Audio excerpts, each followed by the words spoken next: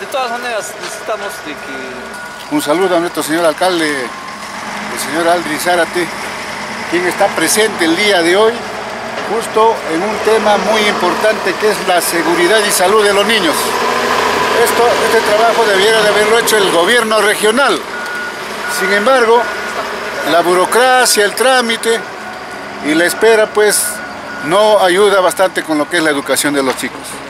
Creo que así debiera trabajar las autoridades y hacemos llegar la reflexión pues a nuestro gobernador regional a fin de que agilice nuestro proyecto. Y con esto estábamos realmente preocupados y los padres a diario hacían llegar sus quejas. ¿Cuándo lo van a remover? Porque esto está a punto de colapsar.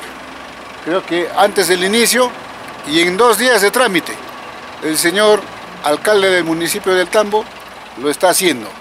Yo creo que merece todo el reconocimiento, seguramente los padres de familia también lo van a hacer, porque de verdad hemos tocado puertas y no nos han apoyado las autoridades.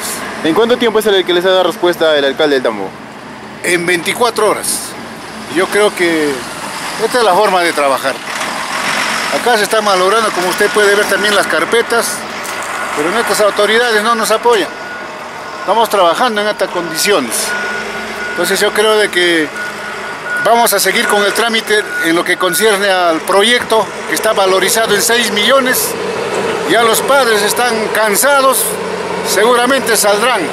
Ellos diario me dicen cuándo, y ellos estarán tomando sus medidas. Ya eso también ya es responsabilidad de las autoridades. ¿Cuál es su nombre completo? Yo soy el subdirector Walter Gala Palomino, vengo trabajando casi 13 años acá, comprometido con la educación. Nosotros somos ganadores del bono S durante 2 años y a nivel de toda la primaria de Junín estamos en el 5º y 6º lugar. Yo creo que acá la educación se está impartiendo como debiera darse, pero también necesitamos la infraestructura.